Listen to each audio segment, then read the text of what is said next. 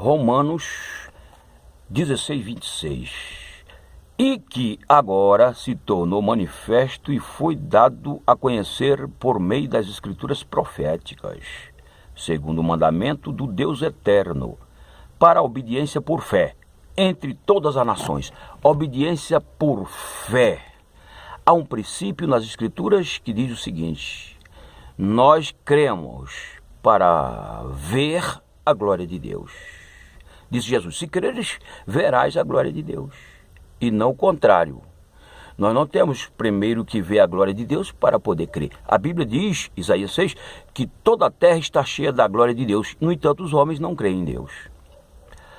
Nós, pela fé, entendemos que o universo foi feito pela palavra de Deus. Hebreus 11, versículo 3.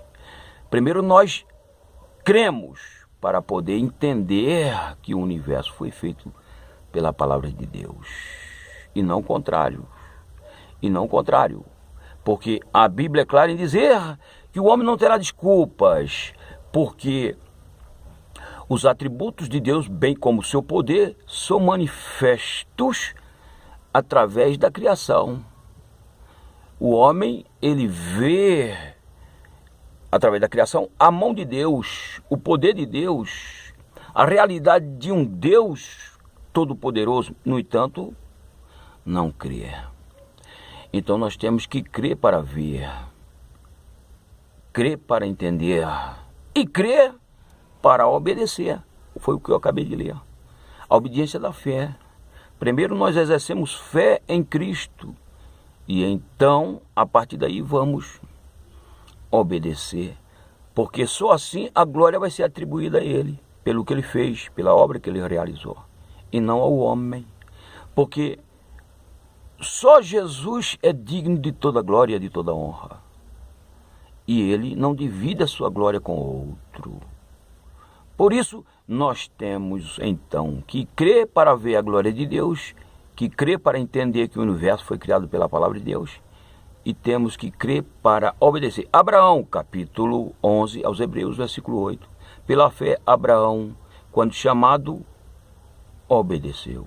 Pela fé. Primeiro ele creu, em seguida vem a obediência. Esse é o procedimento correto. Nós cremos e então obedecemos, vemos a glória de Deus, entendemos que o universo foi criado pela sua palavra. Certa feita, Jesus disse para Jairo, aquele que estava com a sua filha morta. Na verdade, ela estava prestes a morrer, mas de repente veio uma informação ao Jairo, chegou até o Jairo dizendo que ela já estava morta e que ele não incomodasse mais o mestre. Jesus chegou para o Jairo e disse: crê somente. Creia, Jairo, apenas creia. E ele creu, e Jesus ressuscitou a sua filha. Credes em Deus, disse Jesus, credes também em mim. Na casa de meu pai há muitas moradas, se assim não fosse, eu vos teria dito, vou vos preparar lugar. Se eu for, voltarei outra vez para levar a vós mesmos, para que onde estou, esteja vós também comigo. Então nós temos que crer, para recebermos a salvação. A salvação, assim é dito, porque pela graça sois salvos por meio da fé, isto não vem de vós, é dom de Deus. Então um princípio serve para a salvação, serve para a saúde, serve para o pão de cada dia e uma sensação de bem-estar espiritual que não tem preço. Nós precisamos crer, disse ainda mais Jesus. Aquele que crê em mim, ainda que esteja morto, tornará a viver. Claro, ele está falando de uma morte espiritual. Se o indivíduo está morto espiritualmente falando, está desassociado da comunhão com Deus, porque todos pecaram e destituídos estão da glória de Deus, mas ele crê no Evangelho, automaticamente ele é ressuscitado espiritualmente falando e agora vai vivendo a esperança de uma vida eterna. Por isso que Paulo vai falar o seguinte, Romanos 1, 17. O Evangelho, a justiça de Deus se manifesta através do Evangelho de fé em fé, como está escrito, justo viverá por sua fé. É a fé que vai fazer com que esse justo viva. A lei pregava que as pessoas tinham que fazer para viver. A fé diz que você tem que crer em Jesus e agora você vai fazer.